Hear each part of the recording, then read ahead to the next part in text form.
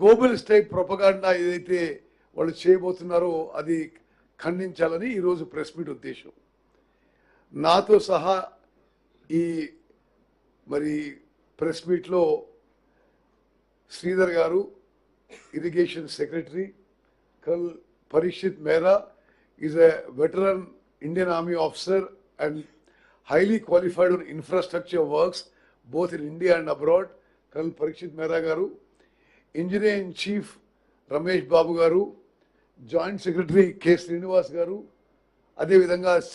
Ramagundam, under which Kaleshwaram project comes, Srinivas Gupta garu, mana Anvesh Reddy garu is just here as my friend, Seeds Corporation Chairman. మిత్రులారా, నేను మీ అందరికీ సవినయంగా ముందు subject introduce చేసి then the officers will cover some main issues and then I will speak again later.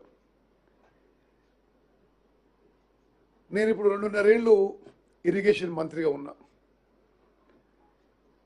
నేను ఈ 2.5 ఏళ్ళలో గమనించింది ఏంటంటే, రికార్డ్స్ చూసి, ఫైల్స్ చూసి, కరస్పాండెన్స్ చూస్తే 10 ఏళ్ల పాటు బీఆర్ఎస్ ప్రభుత్వం ఇరిగేషన్ శాఖని, ఇరిగేషన్ ప్రాజెక్టులని సర్వనాశనం చేసింది. టోటల్ కొలాప్స్కి తీసుకొచ్చారు. వాళ్ళు ఏది ముడితే అది నాశనం అయిపోయింది. మనందరినీ తాకట్టు పెట్టి, మన పిల్లల్ని తాకట్టు పెట్టి, వాళ్ళ పిల్లల్ని తాకట్టు పెట్టి హై ఇంట్రెస్ట్ లోన్స్ తీసుకొచ్చి, high interest short tenure loans తీసుకొచ్చి వాళ్ళ కకృతికో మరి వాళ్ళ లాభాపేక్షకో, వ్యక్తిగత లాభాపేక్షకో ఇరిగేషన్ ప్రాజెక్టులు కట్టింది తప్పితే తెలంగాణ రైతాంగానికి, తెలంగాణ ప్రజల కోసం మేలు చేయడానికి మాత్రం ఇరిగేషన్ ప్రాజెక్టులు కట్టలేదు. ఒక బ్రాడ్ మీకు ఇంట్రడక్షన్ ఇవ్వాలంటే 1.81 lakh crores 10 ఏళ్లలో బారో చేయడం కానీ, ట్యాక్స్ పేయర్స్ పని కానీ గత బీఆర్ఎస్ ప్రభుత్వం ఖర్చు పెట్టింది. 1.81 lakh crores. భారతదేశంలో ఏ రాష్ట్రం ఇంతగానో ఖర్చు పెట్టలే. అండ్ దాని కింద వాళ్ళు చూపెట్టడానికి ఏముంది? కూలిపోయిన కాళేశ్వరం ప్రాజెక్టు, 1 ఎకరం ఇవ్వలేని పాలమూరు రంగారెడ్డి ప్రాజెక్టు, 1 ఎకరం ఇవ్వని సీతారామ ప్రాజెక్టు, పూర్తిగాని దేవాదుల ప్రాజెక్టు, పూర్తిగాని కల్వకుర్తి, నెట్టెంపాడు, భీమా, కోయిల్ సాగర్ అన్ని అసంపూర్తిగా వదిలేశారు. అంటే 1,81,000 కోట్లు ఖర్చు పెట్టి ఒక్క ప్రాజెక్టు కూడా పూర్తి చేయలేదు. నామమాత్రం ఆయకట్టే రావడం జరిగింది.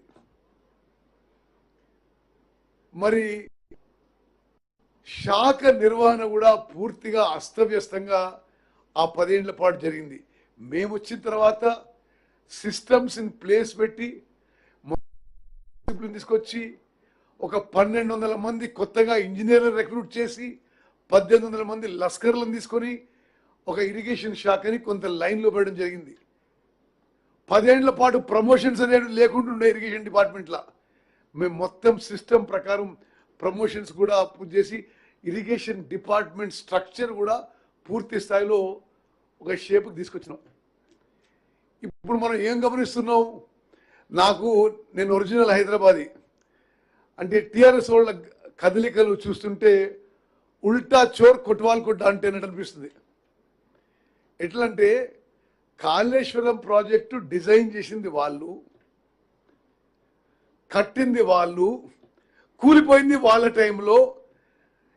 ఎన్డీఎస్ఏ టీం వచ్చి due to poor design, poor construction, poor maintenance కూలిపోయిందని వాళ్ళ టైంలోనే రిపోర్ట్ ఇచ్చిండ్రు, ప్రిలిమినరీ రిపోర్ట్. వాళ్ళ టైంలో ఉన్న ఇంజనీరింగ్ చీఫ్ అండ్ అడ్వైజర్సే దీంట్లో ఈ ప్రాజెక్ట్ నిర్మాణంలో చాలా ఇష్యూస్ ఉండే, అందుకోసమే కూలిపోయిందని ఇచ్చిండ్రు. ఇప్పుడు నాశనం పెట్టించి ఇప్పుడేమో 10-15 రోజులకు ఒకసారి ఏదో మాట్లాడుతుంటారు. ఈరోజు మనిషి కన్నెపల్లి పంపోజ్ పోయి ఆ ప్రాణహిత నుంచి నీళ్లు చూపెట్టి అసలు మీరు ఈ పంపోజ్ ఆన్ చేసి ఆ నీళ్లు లిఫ్ట్ చేయంటారట. ఆ పెద్ద మనిషికి 10 ఏళ్ల పాటు వాళ్ళు కట్టిన ప్రాజెక్టులు సరిగ్గా కడితే తెలంగాణకి కట్టిన ప్రాజెక్టులు సరిగ్గా కడితే దురదృష్ట పరిస్థితి రాకపోయేది. మీ వల్లనే ఇప్పుడు ప్రాణహిత ఆ నీళ్లు ఉపయోగించలేకపోతున్నాము. మీరు చేసిన తప్పిదాల వల్ల, మీరు చేసిన ఘోర తప్పిదాల వల్లనే ఈరోజు మేడిగడ్డ, అన్నారం, సుందిర్ల బ్యారేజీలు ఉపయోగం లేకుండా పోయినాయి. నేను ఓన్లీ 1 or 2 బేసిక్ పాయింట్ చెప్తా, the engineers will give you the more details. చాలా స్పష్టంగా ఆ 3 బ్యారేజీల్లో ఉపయోగించిన సీకెంట్ పైల్ ఫౌండేషన్ డిఫెక్టివ్గా ఉంది. వాటర్ స్టోరేజ్ చేయడానికి వీలు లేదు అని చాలా స్పష్టంగా national dam safety authority, which is the apex body created by an act of parliament and consisting of the highest experts in the country, said ఈ 3 బ్యారేజీలు ఫౌండేషనే ఇది అనుమానాస్పదంగా ఉంది, సస్పెక్ట్గా ఉంది, ఇది విస్తృతమైన టెస్టింగ్, రిహాబిలిటేషన్ చేయాలి, ఉదాహరణకి అన్నిటికీ స్టిల్లింగ్ బేసింగ్ పెంచాలి, ఇప్పటి యాజ్ ఇట్ ఈస్గా ఆ బ్యారేజీలు ఉపయోగించలేము అని స్పష్టంగా ఇచ్చిండ్రు. ఇప్పుడు జాతీయ అంతర్జాతీయ ఎక్స్పర్ట్స్ ఏమో బ్యారేజీలు ఉపయోగించలేము, కూలిపోతుండొచ్చు. ఉదాహరణకి మేడిగడ్డ బ్యారేజ్ కూలిపోతే కింద 44 ఊర్లు కొట్టుకపోతాయి, భద్రాచలం టౌన్ కొట్టుకపోతుంది, భద్రాచలం గుడి కొట్టుకపోతుంది. అందుకోసమే 3 బ్యారేజీలు కూడా గేట్లు పైకెత్తి allow free flow of the river అని చెప్పి వాళ్ళు చెప్తే, మరి కొద్దిగా కల్వకుంట్ల తారక రామారావు గారి కంటే కొంత వాళ్ళకి ఎక్కువ నాలెడ్జ్ ఉందని మేము అనుకుంటున్నాం. ఈ నేషనల్ డ్యామ్ సేఫ్టీ అథారిటీ వాళ్ళకి వాటర్ ఇప్పుడు ఇంపౌండ్ చేయడానికి వీలు లేదు, స్టోరేజ్ చేయడానికి వీలు లేదు, అది దానికి ఫౌండేషన్ డిఫెక్టివ్గా ఉందని చెప్పి స్పష్టంగా లిఖితపూర్వకంగా ఇచ్చిపోయినారు. మరి ఆ విషయంలో సుదీర్ఘంగా ఇప్పుడు ఇంజనీర్లు ఏదైతే స్టడీ చేసిండో వాళ్ళు ఎక్స్ప్లెయిన్ చేస్తారు. ఫస్ట్ ఘోర తప్పిదం వాళ్ళ కక్కుర్తికి తుమ్మడి ఎట్టి దగ్గర కట్టాల్సిన ప్రాజెక్టు మేడిగడ్డకి షిఫ్ట్ చేసి తెలంగాణకి శాశ్వతంగా నష్టం చేసింది, అన్యాయం చేసిండ్రు, ద్రోహం చేసిండ్రు. 38,000 కోట్లకి 16 లక్షల కిలోమీటర్లకి ఇప్పటి వరకు పూర్తి అయిపోయి ఉత్తర తెలంగాణ సస్యశ్యామలం అయ్యేది. ఆ ప్రాజెక్టుని మేడిగడ్డకి షిఫ్ట్ చేసి నార్త్ తెలంగాణ రైతులందరికీ, నార్త్ తెలంగాణ ప్రజలందరికీ ద్రోహం చేసింది, అన్యాయం చేసింది బీఆర్ఎస్ పార్టీ, బీఆర్ఎస్ ప్రభుత్వం చెప్పి ఖరాఖండిగా నేను చెప్తున్నా.